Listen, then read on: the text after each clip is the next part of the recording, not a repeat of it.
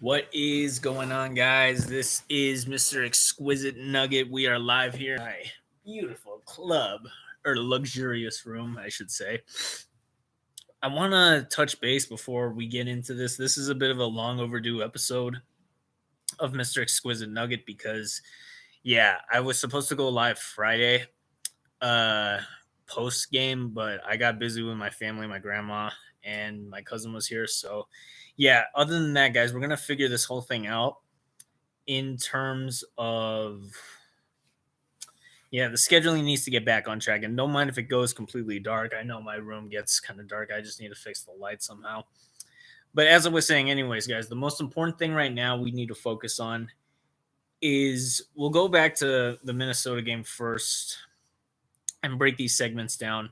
The first will be the Minnesota game, the second will be the Utah Jazz game, and the third will be finally who is or what is the biggest problem with the Denver Nuggets as of right now.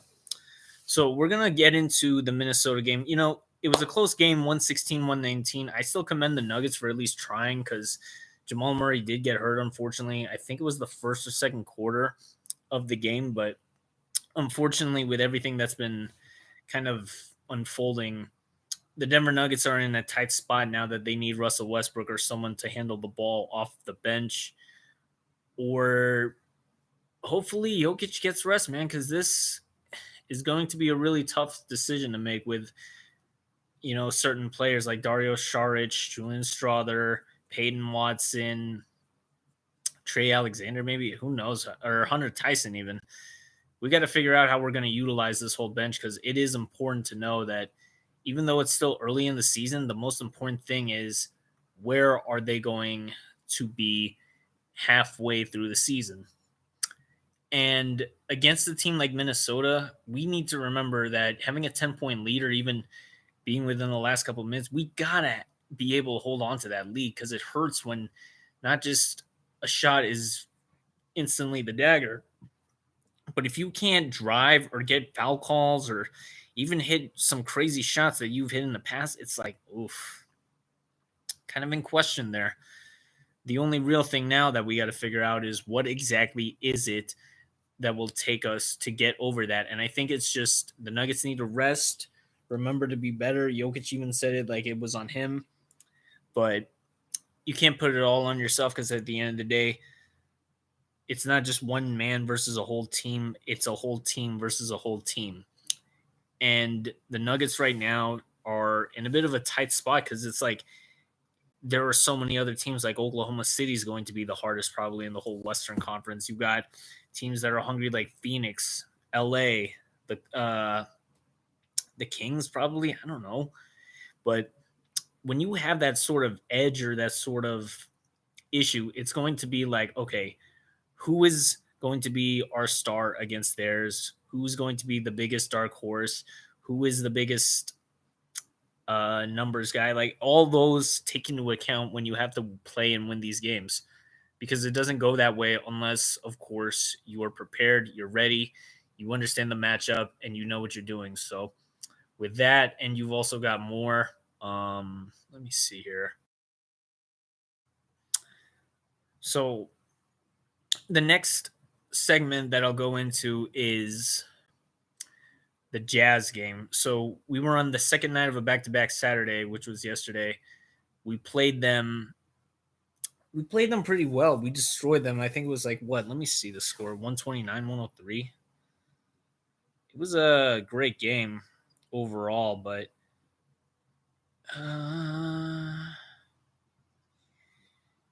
scores for tonight's games. I hit my parlay, guys. I had a 4-teamer.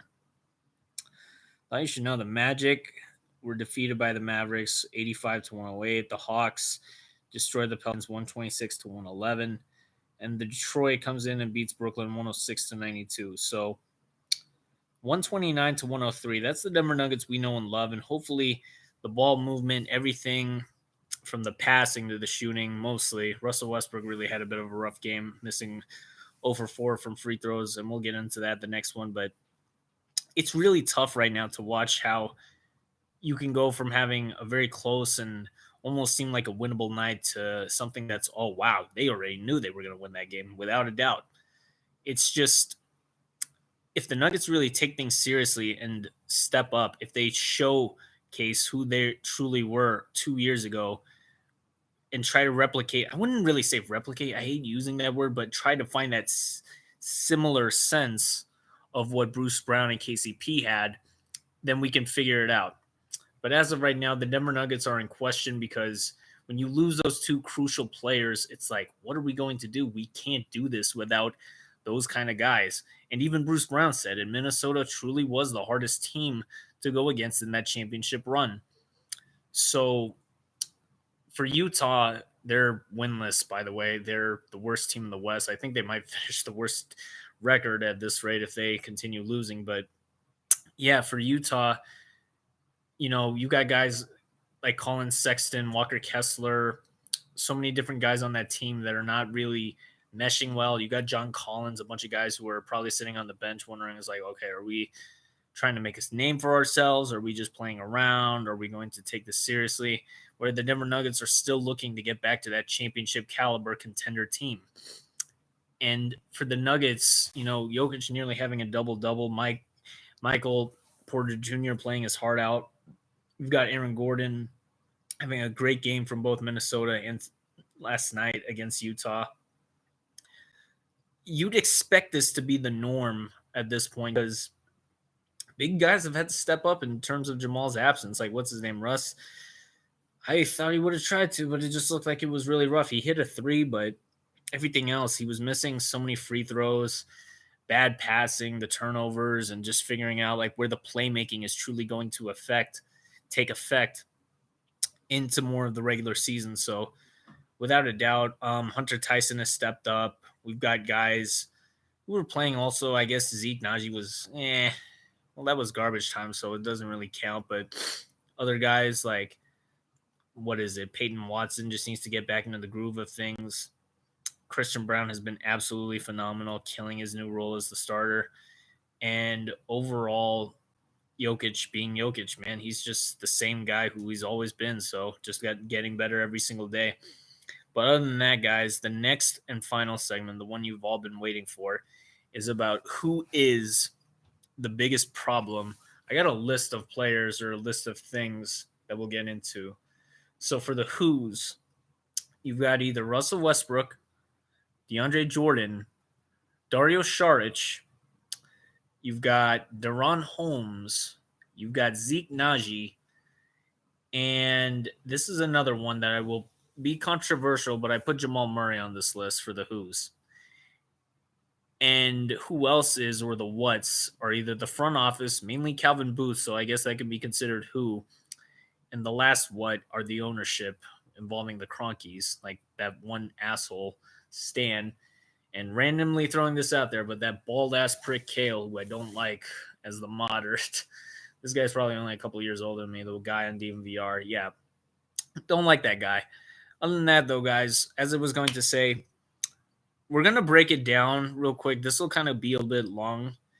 For every who, I'm going to break down both the pros and cons and for the what's. So for Russell Westbrook being on this team, still at, what is it, 30, nearly 36. His birthday's in a few days. 35 right now. He's, still running. He's hustling, or he's making great defensive blocks, chase downs, hustling, just getting to the right place, or just handling the ball like he should be. But it's the terrible shooting and the free throws and turnovers that are really costly. And at the same time, it's like, well, could be his last year, could be next year. Who knows?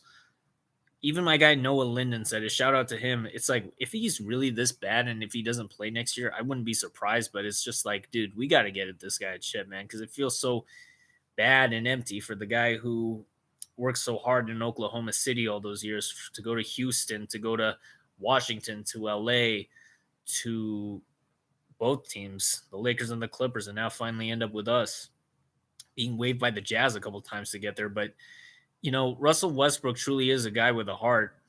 I know a lot of people don't like him, but he's still a great player. It just really all comes down to how he matches up, how he truly thinks things through, if he does, and make sure that he executes it the right way. So Russell Westbrook, I wouldn't say really is the worst problem. It could be worse. We could have Reggie Jackson, which I know a lot of people wouldn't want, but I still like Reggie, Colorado kid. Russ is turning into that vibes guy, just like DJ. And I'm gonna bring in DJ next. Like some people are saying it's a problem having DJ, a guy who's not really getting too much play time off the bench. But I think he really is the ultimate vibes guy just because him and Russ, year 17, they've been in the league for so long. It's just like, dude, you got to give these guys credit for the fact that they're conditioning, they're just working hard, just trying to be a good team veteran or player. It's someone you need like that on the team. So no, he's not the problem. He can still dunk. He can still get the rebounds, offensive rebounds. He was like lighting it up because that was go DJ. It says, "Hey Cedric, what's up, my guy Noah Linden?" MPJ said the team will be broken up if they don't win a title this year. Is that true? No, I don't. Take out my glasses. No, I don't think that's possible because, dude, they have contracts, but if they're really going to break up this team, I I think it would more than likely be MPJ probably being sent off, but there's just no way they would have to break up this team just because it's like, okay, so you break up the team, then what? You got to start completely over? Or are you just going to add a few new pieces and see if that works? Should the Calvin Booth be fired? Should Michael Malone be fired? Should the Cronkies not be the owners anymore? I've heard all these different takes, man. It's crazy. Should Murray be traded? Should Aaron Gordon just leave?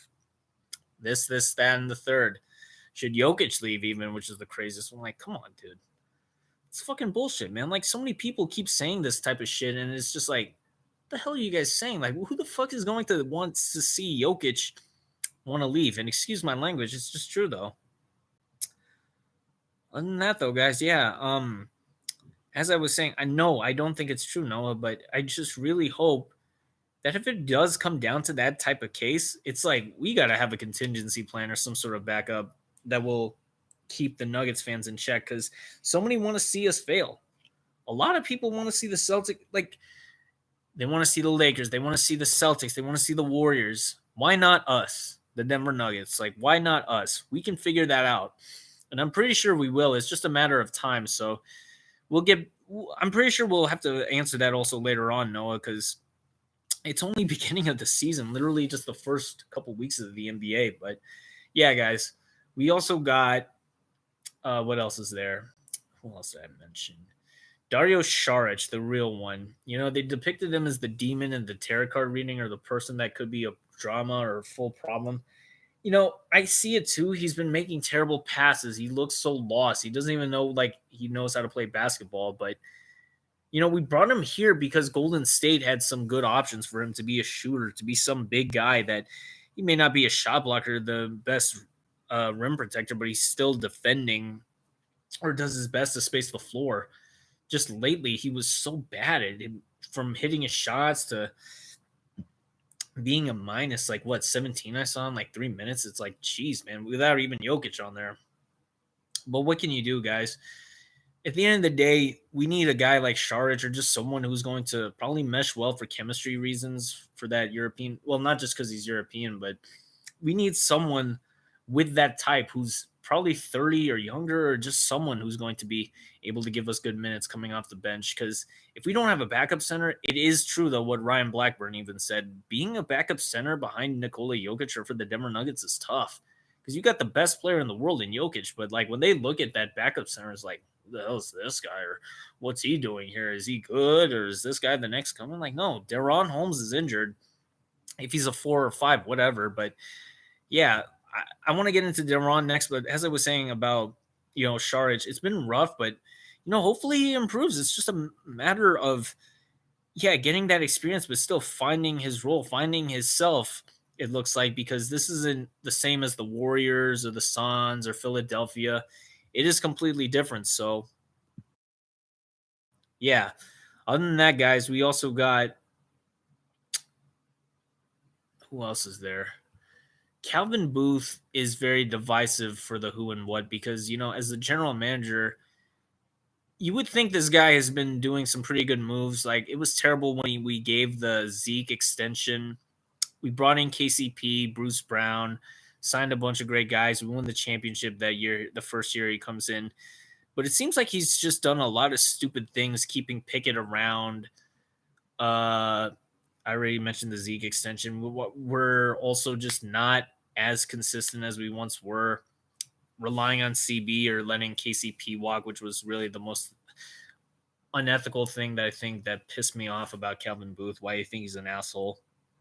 And just knowing that if we're going to win a championship, we need to have veteran players like KCP or Bruce Brown on this team. So hopefully we get them back for next year. But yeah, for Calvin Booth, it's a 0 out of 100 for me. I just can't respect the guy after the fact that he would rather lose championship key pieces than rather just trust his young guys, which we do need young guys for. But it's like, unbelievable. I actually got to mention this, man, because Michael Malone, if he does also, and this will go back to Noah's question, I feel like the team will be broken up. If we don't even make the playoffs or become a playing team, I feel like Michael Malone might be fired, not just because of his contract, but the way it's been underperforming, the tensions seem high, or the way that the front office wants Michael Malone to coach or wants the players to be, it's not the same thing. It's two different things, from the coaching staff to the front office to the ownership. They're all different. But what matters is that we don't become the Dallas Mavericks of 2011, where they won a chip. They haven't been able. They got back to the finals last year, but they still weren't able to win. And we just don't want that for Jokic or any of our guys, because we have the prime. We got Jokic in his prime at 29, about to be 30. Got so many great things coming still, like as if it's nothing. So he's growing the beard out like Dirk did. I hope we get to see that, but Michael Malone, he needs this job just because it's like, dude, who else are we hire as a coach that can replicate that same formula? And the next thing that matters, because he is the Lakers' daddy, the Cronkies. The Cronkies, everybody kind of hates Stan Kroenke, Josh Kroenke included too, because they're either not willing to pay their players or go into the second tax apron, or what's with all these other luxury taxes that are involved. But the ownership, I mean, we got a championship a couple of years ago. The question now is, can we do it again? I don't think Malone is at fault at all that much. The front office has its agenda, and that agenda is in winning its return on investment. Yeah, absolutely, Noah. But we still need to win the championship if Malone is wanting some job security or job safety, because it's like a net. If like Malone's job is right here above the net, and if it falls through or if we can't catch it, then what's going to happen, So we just got to figure out that then and there, but it'll come to fruition. I'm pretty sure we'll figure it out by then, because the Denver Nuggets still have 82 games, or a total of 82 games. They got about what, 75, 74, 76. It's just a matter of like figuring out where we go from here and how many of these games will truly be a test to see if the Nuggets can get back to the finals, or even win it. And the last person I will bring up to this, well, DeRon Holmes is injured, so I can't say much, but he's a good vibes guy. It sucks that he gets injured during his first summer league game, but it's as he said, he's just willing to support, show love to the players, and get as much experience as he can from the vets and everybody like Jokic. The last person, last but not least, is Jamal Murray, and this is the most divisive one that'll probably get a lot of heat or attention from this vid.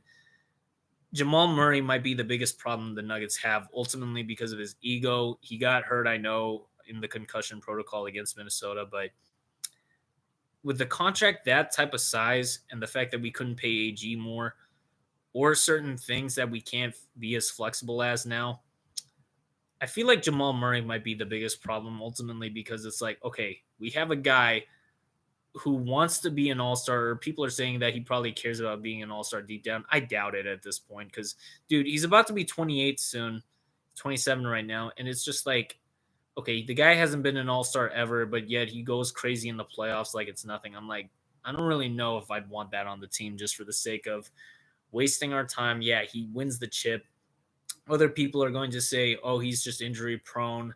He's not worth all that money, like for $208 million. I don't care, man. He's not worth that shit, because it's like, dude, if we pay this guy that much money and he never shows up, it's like, what the hell are we doing at this point, man? Are we just wasting money on a guy who's never going to prove his worth?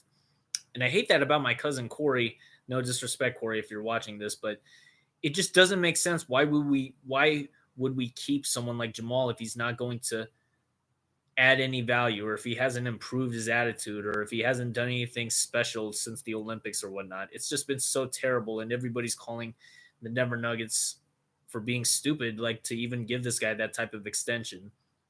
Yeah, he's been one of the key factors. He would have been, I'm pretty sure he was finals MVP runner up to Jokic only.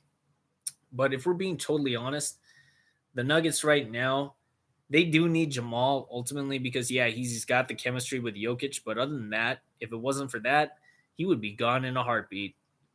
So I don't want to sit on this topic too much longer, guys, because it is pretty late. I got to go to bed because I got work early in the morning, and we're gonna catch the game tomorrow against the Raptors at home. It's crazy how the Raptors have already played us so quickly, but yeah, guys, stay tuned for more episodes, which will be tomorrow night, hopefully pregame or postgame with my cousin.